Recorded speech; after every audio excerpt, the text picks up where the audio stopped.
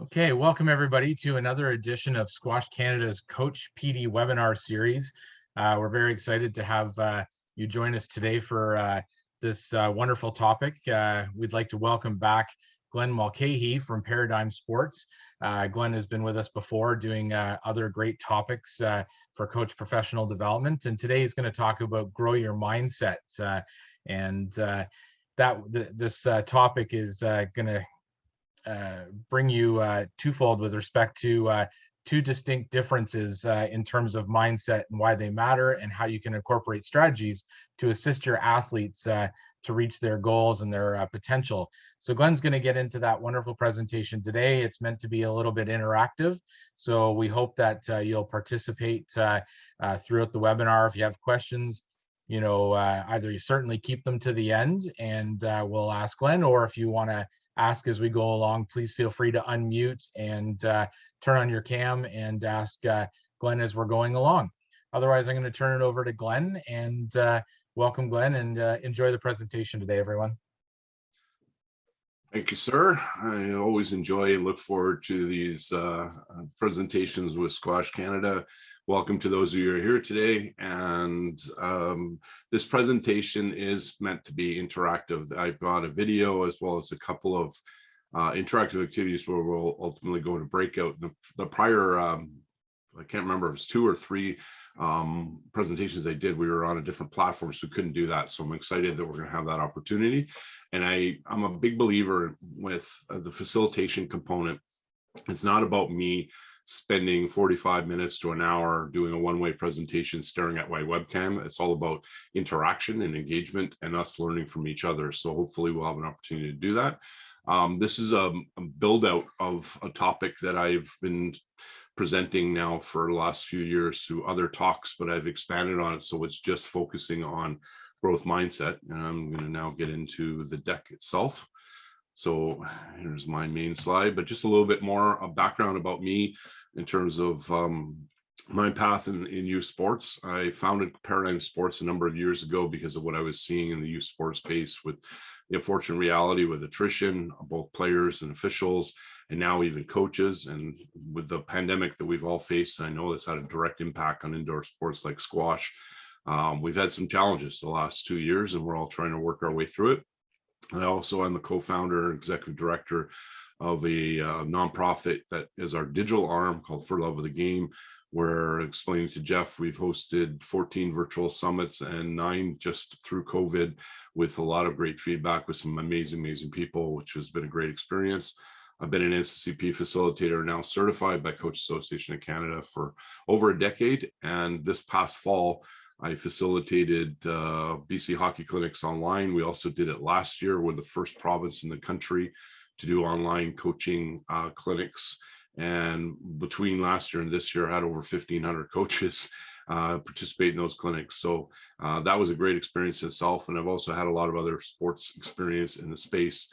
So we're always look forward to having an opportunity to interact with anybody in sport, because for me, my 2 passions are kids and sport. So that's just a little bit about me.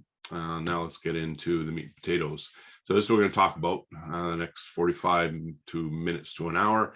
And I'll go through what is the growth mindset. Those of you who are not familiar with it, what are the 2 distinct that have been identified? Why do they matter in terms of your coaching and even parenting with kids, and some of the things you should say and some of the things you shouldn't. And then some key tips and tricks of how you can incorporate into your coaching and or parental raising kids.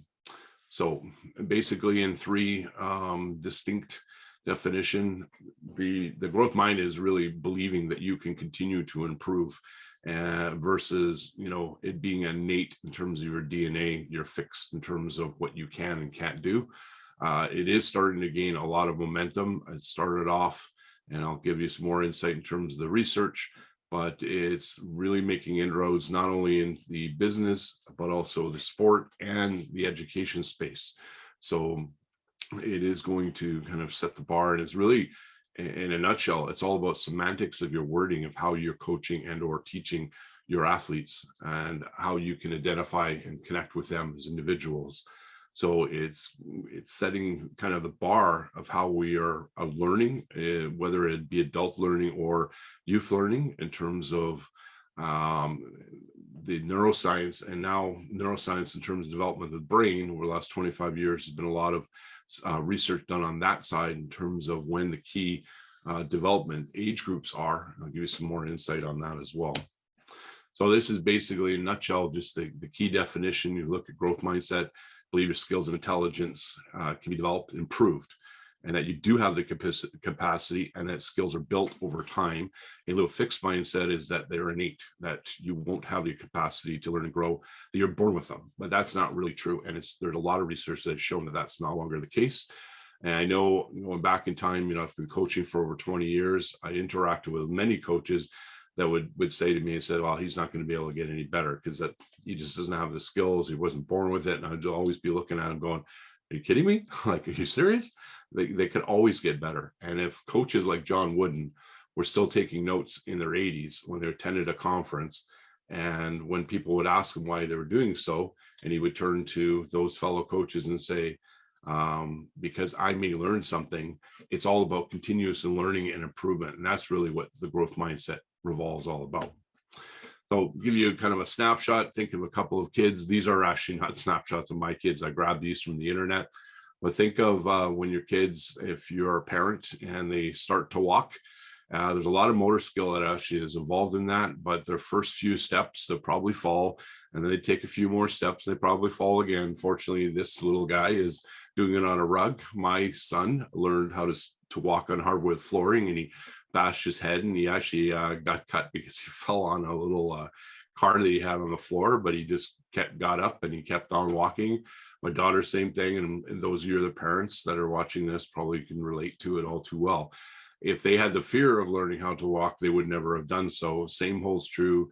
Learning how to ride a bike, and you see this dad, he's running up to catch his kid that had fallen and he scraped his knee. Remember all too well how my dad taught me how to ride a bike, put training wheels on them, and unbeknownst to me, and my mother shared it with me many years later, that each day he was raising those training wheels an inch, to the point where I thought I had training wheels actually to assist me in learning how to ride the bike, and they weren't even anywhere near the ground anymore. So it's all about developing that whole confidence and overcoming that fear of failure. And you will fall, you will tumble. And think of other sports like skiing and probably any other sports that you can relate to. There's going to be a period of time where they have that huge learning curve until they get comfortable and competent in their skill set. So I want to take a little bit of time right out of the gate. I love to get the engagement piece going. So I know we don't have a huge group, but I'm going to send you off into breakout rooms. But first, before we do that, if you look at this slide, the first thing is what I'd like you to do is come up with 2 to 3 things that you feel you're good at in terms of your skill set as a coach, and then what you would like to improve on. And then if you can spend maybe 30 seconds on that before we send you off in the breakout room, I encourage you to take a screenshot of this, because 2 and 3, you'll be doing it in the room with a partner, and you'll be able to interact with them to get some more insight. And then lastly, but not least, 2 of the items on the areas that you want to improve on, what would it take for you to improve on them in terms of your growth overall as a coach? So number 1, I'll give you 30 seconds to come up with your 2 to 3, what you're good at and what you think you need to improve on. And then we'll send you off in a breakout room, spend a couple minutes and just do a debrief, and then we'll circle back. Any of you that are comfortable in unmuting and turning on your video, sharing with the group, that would be awesome. So 30 seconds quiet time, and then maybe if I had some music, Jeff, we could just play some music in the background. But I'll give you 30 seconds, and I'm going to stop sharing. So make sure you're taking a screenshot of this, and then I'm going to set up the breakout rooms. Not a long time to do a deep dive in terms of strengths and areas you want to work on, but is anybody willing to share with the rest of the group what the discussion was in terms of, areas to work on and how to improve on it? Because there's a couple of nuggets. I'm just curious if you touched on them at all. Anybody willing to share? We're a small, intimate group, and we're amongst friends. So if you're not comfortable unmuting or what have you, I get it. But anybody want to share? It's going to be crickets in the room, Jeff. I guarantee it. I can share a little bit. I'm an easy target. Some of the good I had, and my partner Jeff, his were similar. Explaining is a good example. Demonstrating and compassion were my three for positives. Opportunity for improvement, documentation, and pathway development. Those are my two opportunities for improvement I'd like to develop a little more. One was so that the student can go back and see what they've accomplished. My example was like getting up and doing your day without a to-do list. At the end of the day, you've been busy all day, but you felt like you accomplished nothing. If you have the to-do list, you're like, oh boy, I got it all done. There's nothing more rewarding on a to-do list when you go either check or you put the line through it, right? That's a big, you said pathway, you talking like LTPD or development? Yeah, long-term athlete stuff, setting out long-term goals, picking those tournaments. I mean, that's been a little bit frustrating, but adapt, improvise, reset, and then just pick another target and keep training and building that base. But yeah, getting that laid out and getting it so that the athlete has it in mind. So they have an execution plan, like a seasonal plan for over the course of the year. And unfortunately, for 2 years, we come up with a plan and then it's improvise, adapt, and overcome, like big time, right? We had to do that a lot in the many other sports. Okay, awesome. Nikki, you said you would share with us. What do you got? So my good skills, I said, were communication and enthusiasm.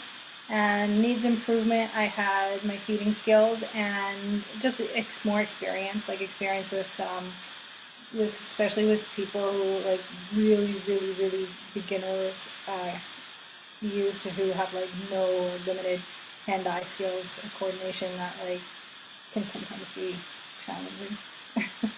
At that in the space. So if you're a high level player or now coming into coaching, when you start working, it's like me when I was working with 5-year-olds in hockey or 5-year-olds in softball. That's the curse of learning, because you're having to come from way up here and bring it down here. So the big challenge from a coach perspective, why we want to continue to improve our skill set, you think of, and I apologize for using so many hockey analogies, but the world I've kind of lived in, Wayne Gretzky, when he came down from his really high level and he started coaching, even at the NHL level, he couldn't do it. His brain couldn't transfer. So the biggest challenge and recommendation is interacting with kids and simplifying it with their language, and they'll probably adapt on it faster. What age group in terms of youth are you talking about? I just had one, like recently there's one, she was like 13 and she didn't really want to be there. Her dad was like kind of dragging her, and she's not interested, she's not very sporty, and she's not very like coordinated, and it was just challenging to get her even excited to be on the court, and then even to try and hit the ball. Like she just kind of like her body was kind of like didn't move like in an athletic way, so she was just very lanky, like, and it was a challenge. As part of it is her growth and maturity, because girls, their peak height velocity is faster than boys, probably catching a little bit into motor dexterity. But in terms of brain development, I recently learned, and it's a great book that's coming out. A colleague of mine wrote one called Bullied Brains, and did a lot of work in the neuroscience. Neuroscience, the brains really actively start to develop not until they're 13, until about 25. So they're right at what's really driving their battle is the limbic system, which is the emotions and the fight or flight instead of the actual motor coordination. So your pain is, and as they say, it's patience or repetitions, right? So awesome. Thanks for sharing, both of you. And I'm going to get back to sharing the deck, and should optimize the video. So good stuff. All right. So in terms of the actual growth, I call this an infamous vicious circle. And I use this analogy because my daughter and still really loves art. She went to Emily Carr, was selected out of 20,000 students in a year, and then she graduated. She says, "I don't know, we have an art degree." And I said, "Yeah, but you have an art degree from one of the best schools on the planet." So always wanted to learn how to draw. She did that, started 5, 6 years old. And then, she started taking classes. She's drawing and getting lots of feedback, but constantly making mistakes, and that circle. But as she continued to improve, she really started enjoying that activity, and then saw that she was getting much better. So the belief that she wanted to learn, the action she initiated, and then the results, and then just kind of full loop and goes, oh, I got a lot better. And then lo and behold, she's 17 years old, applies for one of the top art schools on the planet, and she gets accepted. Ironically, now she's a sales coordinator, but by day to help her pay. And she shared with me last night that someone who reached out to her to buy one of her prints for $3,000. I'm like, whoa, maybe you're onto something. So it's that whole cycle of believing that you can do it, get better at it, and then continually improve. So this is the actual myelation stage, or the improvement in terms of the neuroscience. I've grabbed this direct, and I'll share the insight of somebody I highly recommend that you check out in terms of, he is only focused on growth mindset the last few years, but I'll break down to the fixed versus the growth. So when we're a fixed mindset mentality, we don't believe that we can continue to grow our skills, and we focus more so on performance. So driving ourselves to be good, but not great, so to speak. Keys to actually growing is they don't believe in effort. They think if it's a challenge, they only will take on something that they'll be able to excel at, and hate to make mistakes because it shows that they're not competent, which is kind of an unfortunate misnomer, because the more mistakes you make, the better you will get, as provided that you learn from them, and are not real big fans of feedback. So you may have athletes under your watch that, when you try to give them constructive feedback and you say, hey, when you did this is what I think you should do. And they'll just kind of, oh, no, I don't need to do that, because they've been under that whole fixed mindset and praise for their intelligence and their skill level. Whereas in the growth mindset, it's total polar opposites. They believe they can continue to grow, and if they focus on the process, it will be continuous improvement. But big key, and the huge key to growth mindset, is the effort and continuing to work on the repetitions and the practice. And I'll give you some analogies, some pretty high level athletes that really believed in practice. When it comes to a challenge, they actually look forward to it, and it's an opportunity for them to grow, understand that mistakes are part of the process, and learning from them. And they always will come to you for feedback. So you'll know right away if you have a growth mindset kid or athlete under your watch, if they come to you after a training session, say, what can I do to get better? What can I do to get better? They're a growth mindset, and they're going to be sponges. Whereas the ones that aren't, they're probably disappeared, and they're already in the showers before you know it. So there's kind of the distinctions and semantics more so than actual reality. And in terms of the feedback, you got to reinforce it. I'll give you some examples. So Trevor Reagan is somebody that I actually did a talk for a sports organization about 2 years ago. I did my keynote, and then he followed, and I watched his and he watched mine, and we both shared with us, hey man, I'm going to share your stuff. But he actually morphed. He had a platform called Train Ugly, and he's now taken it to, I highly recommend you check it out. It's a learning lab. There's lots of tons of free resources on his website, lots of short video clips and semantics.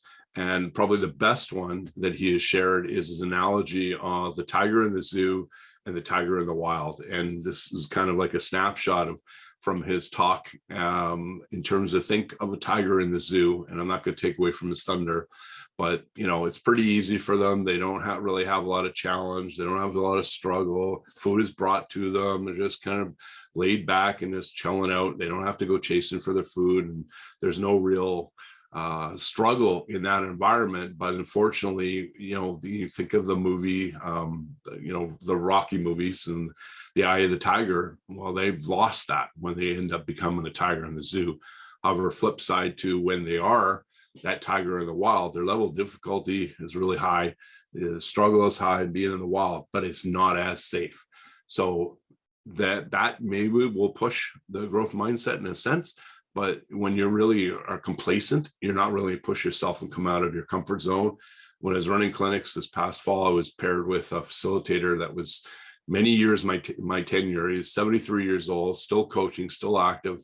And he kept saying to all the coaches in every single one of our clinics, He says, you need to push your kids out of the box. They need to step out of the box so that they get comfortable with that challenge, so that they eventually will develop their creativity, they'll develop their game IQ, they'll develop their motor skills, they'll get more confidence and competence. But if they stay in that box, they're never going to get any better. And then you as a coach, you're just going to continue to get frustrated because you're trying to help them improve, but they're just sitting there and not willing to take that leap of faith, so to speak. Give you 4 different examples of probably the epitome of growth mindset from history. And I know some of them are dated and some of them are recent. Though I'm a big fan of Muhammad Ali. I think it's an amazing career that he had. You know, the only boxer that I'm aware of that was able to come back and get his crown 3 separate occasions. And part of it was because when he decided to take a stance and not go to Vietnam, and albeit controversial, he missed 4 years of his prime in his career as a result of that. But he was able to come back, win the crown again, and then he got defeated and he won the crown again. So 3 separate occasions. But big advocate in training, although he hated to practice his craft, he knew that it was a necessity. And had he not done that, he never would have been the greatest of all time in boxing. A guy in the middle recently, if you have not followed basketball, has just broke the 3-point record of all time in the NBA. Steph Curry, and every age group that he went, whether it was from elementary to middle school to high school to college to the NBA, he was told he was too small. And over again, he just continued to work on his craft, continue to hone his craft. And from a 3-pointer perspective, there's nobody better. And I know somebody that's active in the hockey and the basketball world. He goes, when Steph's on his game, the Twitter world explodes because everybody's watching him. Someone you probably never heard of, and it was somebody that shared with me, sports psychologist, when we were talking about growth mindset, said, you got to share the story about Wilma Rudolph. So she won 3 gold medals in Rome Olympics.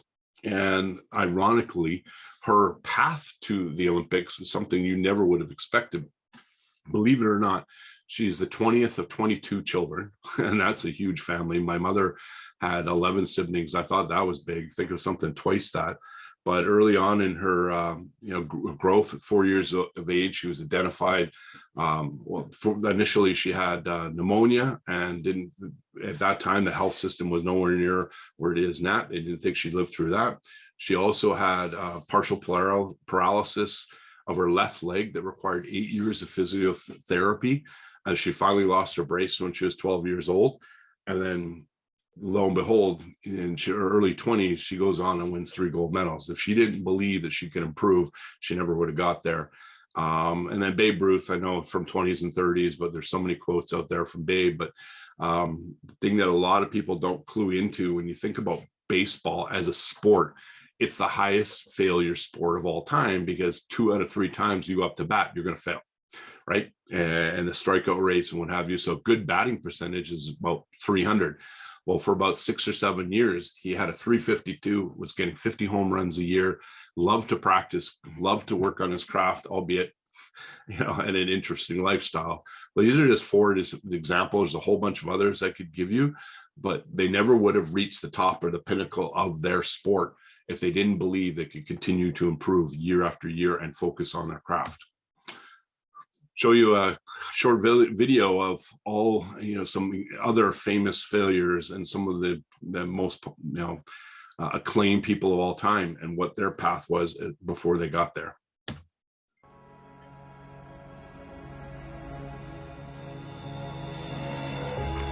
After being cut from his high school basketball team, he went home, locked himself in his room, and cried.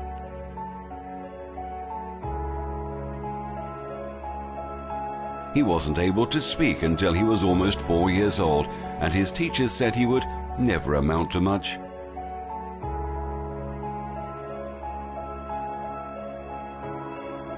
Was demoted from her job as a news anchor because she wasn't fit for television.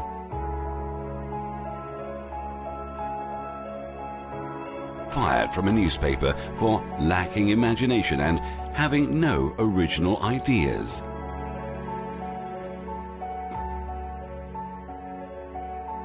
At age 11, he was cut from his team after being diagnosed with a growth hormone deficiency, which made him smaller in stature than most kids his age.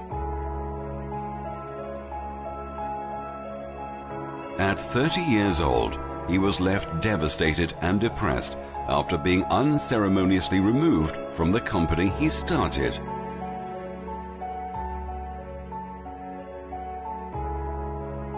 A high school dropout whose personal struggles with drugs and poverty culminated in an unsuccessful suicide attempt.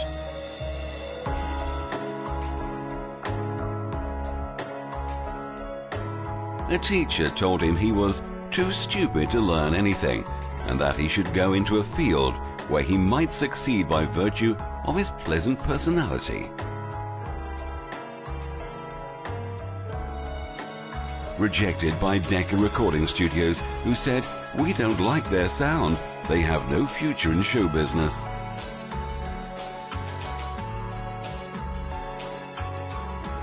His first book was rejected by 27 publishers.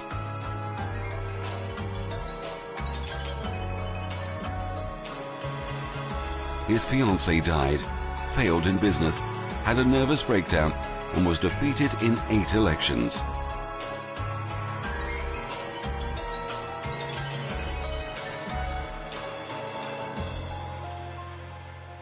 If you've never failed, you've never tried anything new. You're probably going to think I'm nuts, but I've been one of those advocates. I want kids to fail. I want them to make mistakes because that's the only way they're going to learn and get better and overcome their confidence and competence issues, and versus the world evolved in youth sports where we've been over criticizing the kids for making those mistakes. So we need to get back in time where we encourage them to do so. And this is another example, an athlete that have actually evolved to the coaching space. May not have heard of him. Karsh Kiraly, 3-time Olympic gold, and was the only player to win gold in both beach and court volleyball ever. Won 3 NCAA titles, and he was voted best player in the world, I think, for 4 consecutive years, player and coach. Then he evolved into coaching, and interesting path on the coaching side. He became an assistant coach with the women's national team in the US. At that time, when he took over the team, they had never won an international gold medal ever, which is ironic considering the size and the infrastructure of the US for their sports programs. He became the head coach of their team in 2012 in the Olympics. I believe they won bronze. 16, they were picked to be the favorite to win gold. And they did win gold in 2020. And I remember watching that match as I became, I knew John Kessel was head of USA Volleyball Technical for many, many years. And he said, yeah, 2020 is going to be the year. And they were able to pull it off, albeit unfortunately with no fans in the stands. But how did he do it? He read Carol Dweck's book that I highlighted at the beginning, right? And that was really set him down the path of bringing this team to the level that they reached. And you notice on his whiteboard, and this comes, you can Google it right on the internet. And I grabbed this from John Kessel. He goes, he wanted his athletes to miss really, really ugly mistakes in practice. And even though they would make them in games, understood that would be the case, but it's having their back and not criticizing the point where you see it in sport, and could be regardless of what sport it is, where a coach will, at times pull a player aside or even start screaming, "Hey, what are you doing?" It'd be one of those things that we know they're going to make a mistake, but the reality is we've got to support them so that they can continue to develop their confidence and competence. And then lo and behold, they start winning medals. I mean, their first gold medal in an international event happened a year after the Olympics in 2013. And I'm not sure if they won more since that point, but just shows the path of following that work and just change the semantics and how you go about your coaching, that it helped their team, break like a 40 or 50 or 60 year, however many times they've been in international events and winning a gold medal. The brain science, actual neuroscience that has continued to start to evolve in the last 25 years. And I've shared with you earlier, age groups where the brain is developing the most and been identified in terms of neuroplasticity early on, toddler age group, 0 to 5, and you learn how to walk, learn how to ride a bike, learning how to swim, et cetera, et cetera. But then the real big push where the brain is still developing, the frontal lobe, where the logic and the right and left brain, and an analogy from a colleague of mine, she calls it the myelination stages, is the 13 to 25-year-old age group. So if you're coaching in those age groups, which many of you probably are, that is where your athletes' brains are still really developing. And what they're relying on more so than anything is the infamous, call it the chimp paradox, or the lizard brain, is the amygdala, and that central part where it's focusing the emotion. So it's the fight, flight, or freeze response versus the logic and the decision making. So that's where the patience and repetitions and the reinforcement of a safe environment for your athletes is really important. So pushing them to get comfortable so they continue to improve, and understanding they can continue to get better. And over the course of time, if you look at the whole reason for long-term player development model, I believe, my gut is when they were developing and weren't relying heavily on neuroscience because of the fact that it's only really evolved the last 25 years. But the reality is it takes a long time to develop your skills in many, many sports, with the exception of, many people know on the gymnastics, but that's more on body maturation. Some believe in figure skating. I think figure skate is so long-term sport. Most other sports, it takes years for them to hone their craft if they have the right reinforcement to do so. All right, I'm sure that you're probably familiar with Malcolm Gladwell. You may or may not be aware of him being the brain thrust behind the 10,000 hour rule, which has now been debunked. He himself has even owned up to the fact that it's not the case. It has been kind of the driver for a lot of LTPD, and ironically, in the hockey world, they still have it in their decks. I've hence removed it. 2 books that I highly recommend you read in terms of helping not only reinforce growth mindset, but long-term development, is David Epstein's first book in terms of the sports gene, all focused on sport particularly. But then his subsequent book, I think 3 or 4 years later, released in 2016 or 2017, Range. And in that book, he highlights not only sport, but also development and drama and academics and engineering, et cetera, and it's, focuses on the being a generalist first and a specialist later. And Malcolm Gladwell and he had a chat AT&T stage where he had owned up to the fact that he was wrong on the 10,000 hours. So it has been debunked by many, but then he owned up to the fact, yeah, David, you're right. It should have been going down the path of deliberate practice and the reinforcement of positive and reinforcement of allowing players to make mistakes, and so on and so forth. I won't play this video because in the video, there's this particular skater. She drops, use a lot of profanity, but it's actually a brilliant analogy in terms of somebody trying to hone their craft and perfect a skill. So to set it up, the skater in the leather jacket is trying to work on a trick where he rides up the concrete and there's a wall. There's another skateboard. So he's riding up and he's coming from one skateboard, jumping on, and then he jumps off that one to jump back on the original board, and then he disappears into the sunset. And this goes on, the video itself, for probably about 1.5 minutes. And in that, there's a lot of profanity on his part. And he falls, and I can't believe he's shirtless with a leather jacket. But eventually he falls and he kind of hits his head and he goes, I got it. And the light bulb goes on. It's the epiphany moment. Sometimes it's your athletes when they say they got it and they execute a skill that you've been working with them on in a practice or a game, the light bulb goes on. Well, he has this moment, and then he goes and he actually goes from one board to the other board and back, and then disappears into the sunset. Had he not had that mindset that he could improve, that he could actually get this skill, he never would have continued to work on it. And every time he fell, he would have just given up.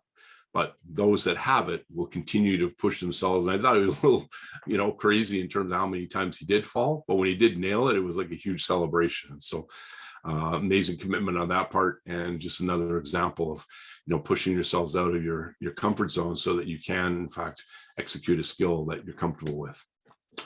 Carol Dweck's research revolved around 3 different types of formats. One was IQ testing, another was puzzles, and this kind of gives you the actual quantitative statistics. So she worked with a bunch of 5th graders, so ages 10 to 11, and she gave them an IQ test. And on that test, it had 10 easy nonverbal questions. And there was 2 groups that were set up. One was the praise was given for intelligence, and the other one was praise for their effort, and the effort being the growth mindset and the intelligence being fixed mindset. And they would give them a harder version and an easier version, so they had an opportunity to either improve but the ironic thing with the results, the ones that were praised for intelligence, when they were given an opportunity to choose an easier test versus a harder test, 67% of that group would choose the easier one because they didn't want to make mistakes. They didn't want to be criticized for their lack of performance. Whereas those who were praised for their effort, 92% of those kids chose the harder test. And then when they were given an impossible one that no one could actually complete, the effort group, so growth mindset, they worked harder, longer, and they actually were smiling when they were going through it. Whereas the fixed mindset intelligence group, they got frustrated, they gave up on the test really, really, really quickly. And then she circled back and she basically gave them the same test that was the same level of difficulty as they did on the first. Growth mindset effort group did significantly better than they did the first time go around, was over 30% higher. Whereas the ones that were from the fixed mindset intelligence group, their score dropped 20%, even though the level of difficulty was the same when they began. So it all really became down to the semantics and the feedback they were providing to those students. And the same holds true when you're a coach and you're giving that positive feedback and reinforcement, keep working on it. You're doing work on the skill, because it's going to take a long time for you to gain that momentum where you're really comfortable in it, and reinforcing the importance of the effort versus the results. And that's the problem with a lot of our sports groups now, is we focus too much on results, the outcome, and not enough on the effort, which I've always been an advocate for. So key things and key takeaways, and I'll also share this with your parents as well, is it's really important that they don't focus on their existing or reinforce that they're really, really smart or they're really, really good. And sometimes it'll be a detriment. Whereas the reverse, what they should be doing is focusing on making sure that you focus on trying hard and the work ethic and improving your skill and the overall process, because long-term you're going to gain versus short-term. Instead of being short-term focus on the long-term gain, so that they'll eventually realize their potential and continue to improve over the course of time, instead of the short-term was wins and results or statistics that we've been focusing in on. So now we're going to do a second one. We'll go into a little bit bigger groups this time, because we have a small group in the room. This go around, I want you to think of a coach or a mentor or a teacher or someone that you had in your past.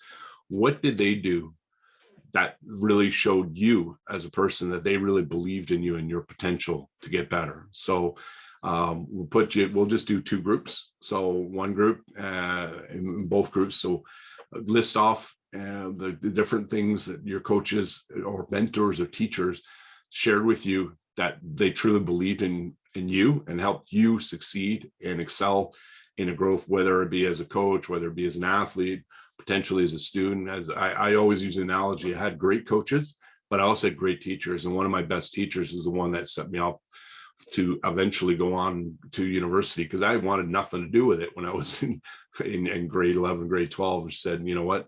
And she set me down that path. So think of that in that perspective.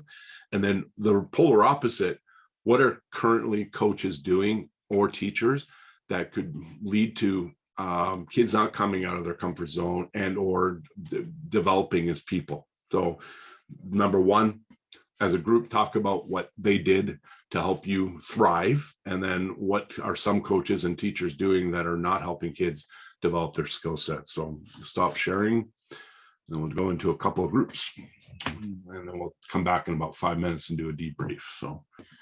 So that's pretty much the end of my deck. And I just want to do a group debrief from the 2 rooms. the other room that I wasn't able to jump into, was there any key takeaways or nuggets in terms of coach that helped you thrive and or didn't thrive? And then I'll kind of share some insight from the other group. Anybody from group one that would like to share some nuggets? Otherwise, it's crickets in the room, Jeff.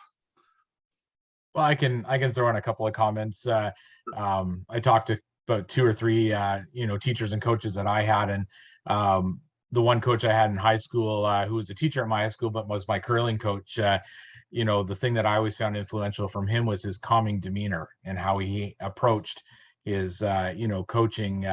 Was always very influential. But then also I played house league baseball growing up, and had a female coach who coached the 16 to 18-year-old kind of midget category. And she coached because her daughter was a very talented player and never got the same types of opportunities, but she just brought that real fun atmosphere to, the team and playing and making sure that, we didn't lose sight of the big picture. We're playing house league ball once a week. And, while there's all those other things that go into it, I will never forget that coach and why she was coaching, but also her, how she handled that fun aspect to the sport, just as a couple of examples.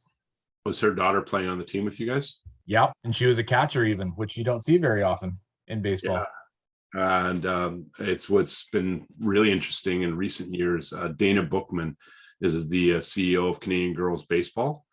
And that's growing in leaps and bounds across Canada, because traditionally in that sport, it's been softball, fast pitch, which is what I coached with my daughter for many years. But it's exciting to see that baseball, and it's amazing that you have a coach at that age group whose daughter was on the team, which is not a normal scenario in the sport, and had such a positive impact, which is cool. I shared in our group that I actually had a teacher who steered me down the right path to go into university, because in grade 11, 12, I had no interest. I had no idea what I was going to do. But she goes, "You are too damn smart to just sit and go and work for part-time." Because at the time I was delivering pizzas, believe it or not. I thought that would be a full-time job. She goes, no, you're going to university. But then in our group, from the hockey space, there's still some toxicity. I know that my son and others, but then there's positives.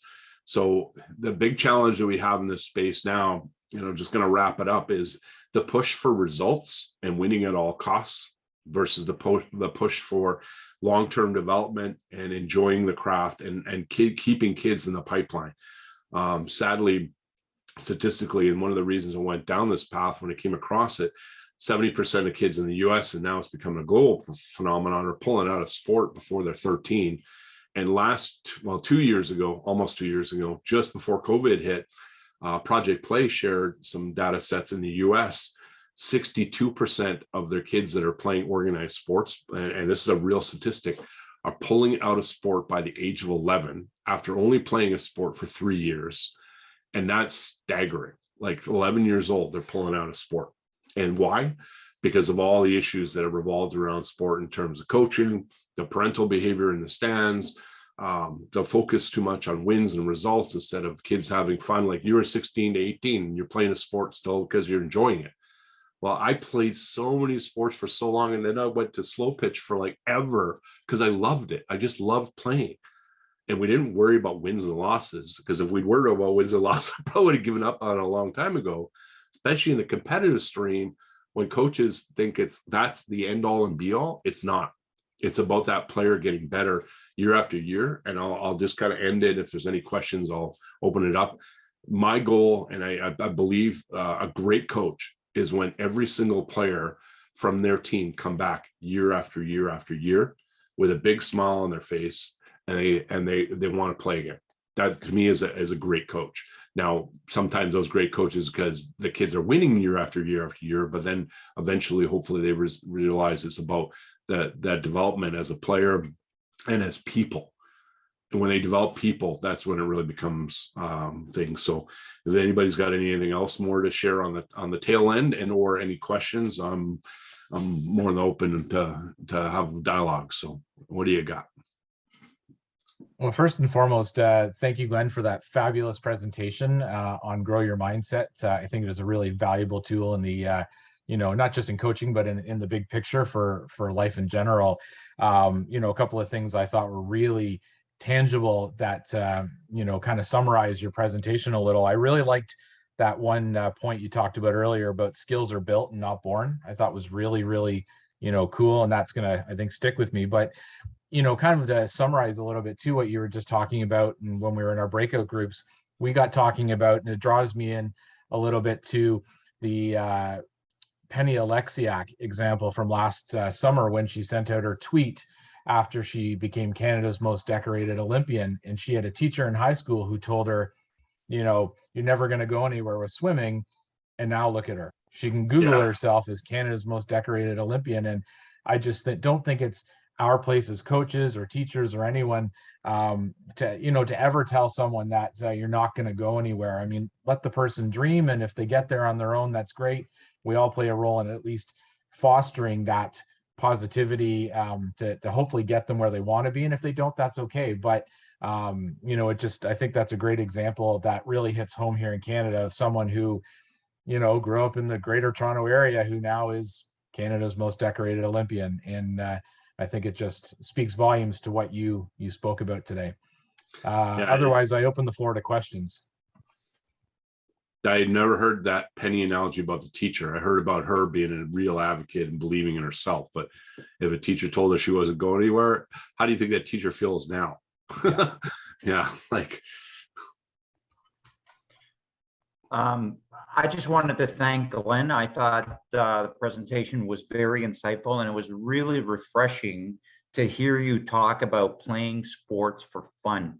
Because you're right, there's so much of an emphasis on winning, and I've always played in the way I coach, especially beginners, and is just to go out there, have fun, get a workout, get better. And often when I say, winning isn't everything, people look at me like I have two heads. And these are usually people I'm playing or friends, not people I'm coaching. But it's so refreshing to hear other people say the same thing. So thank you very much for that. No, I'm a big advocate. And a lot of people think about when you grew up. And when I grew up in Montreal, and pond hockey was kind of my thing. I just love to go skate on the pond. We go into like rural areas and or outdoor rinks. They were a big thing when I was growing up. They weren't like, they're nowhere big as now. But the best thing about doing that was no coaches, no parents, no officials. You played for the love of the game. If a goal went in the net, all you did was go and grab the puck like Bob Orr did when he played on the pond, and he became a pretty good player. I highly encourage reading that book. But if a mistake is made, who cared? You just kept playing. You make your own teams, you enforce your own rules. Kids don't do that anymore. And it's become so structured, no matter the sport, it's all about, the competition, it's all about practice and the rigidity. Well, if you play just for the sake of playing, that's competitive. Like, playing pickup basketball with my buddies. We were beating the crap out of each other, big smiles on our faces, but we weren't worried about the outcome. It was all about playing for the sake of playing. Yeah. Sadly, what youth sports evolved to in recent years we call it the adultification. It's gone to the days where kids play kids for the sake of playing. It's all about adults competing with other adults through their kids for the sake of that holy grail, the AAA teams, the travel teams, this, that, and the other thing, the bragging rights. I don't know about you, but I just love to play, and I don't care if it's a backyard lot, Sandlot, the movie, or whatever the case may be. But yeah, I'm a big advocate for fun, and I'll wrap that one off. Bob McKenzie was part of the coaches. CAO had a summit on Saturday. He opened it up I had to wake up at the crack of dawn because it was Eastern time. So it's 7 o'clock in the morning. And I'm kind of like, and he shared an anecdote when he was coaching, promoting that fun aspect for the kids. And this is a guy that's been involved with the NHL for 40 years. And even if you talk to NHL players or high level athletes, when did they retire? They retire because they lost the love of the game, or they were injured, or they're not having fun anymore. Right? That is a reality of sport. That's why we play, is because we love it. We're having fun at it. And 9 times out of 10, usually we have great coaches that believe in us. So I'm glad that was a refreshing point. Anybody else? Any other questions for Glenn? Keeping in mind, if you have a question, you think of it after the fact, Glenn is always available to answer questions by email. Oh, yeah, I should give that contact information. Let me open that slide up because I jumped off the, let me put the contact stuff. Anybody wants to reach out, I love to actually chat with coaches. So, oops. My bad, play from start. Go to the end. There we go. Can you see that full screen? Perfect. Yeah, so there's my contact. I'm even open to phone calls. We do have, like I said, I've got the Paradigm Sports, and then also for Love of the Game. For Love of the Game, there's a ton of free stuff there for you. Then we're also building out a back end. So, you know, I'm a big advocate on the, when people talk to me, I'm not a big believer in the what to coach. I don't do a lot of skills, drills, and tactics stuff. Even in the hockey world, a lot of people are like, I'm all about the how to coach, communicate, leadership. You know, that connection piece with your athletes is huge. So any further insight, or if you have anybody have any further questions, feel free to reach out. Perfect. Well, looking at the time, Glenn, I think what we'll do is we'll leave it there. And if anyone has questions, they can certainly follow up and reach out to you. So on behalf of Squash Canada, Glenn, again, thank you so much for a valuable presentation today. And, you know, we certainly look forward to bringing you on board again for another one. Thank you to everybody for participating today. Just as a friendly reminder, we do have more upcoming Squash Canada Coach PD webinars. I have not posted what they will be, but we've got 2 that I'm working on lining up in February and in March. So stay tuned for those. If you have topics for the future you'd like to hear about, please let me know. Otherwise, again, thank you for attending today. You will get your credit in the NC Speed Locker for attending your 1 PD point. That'll be in today or tomorrow. And otherwise, we'll send an email with the slide deck for your reference and a link to the video recording as well by tomorrow. Take care, everybody, and have a wonderful afternoon. Thanks, Jeff. Thanks, Glenn. Thanks, Jeff. Thanks, everybody. Thank you. Enjoy the snow.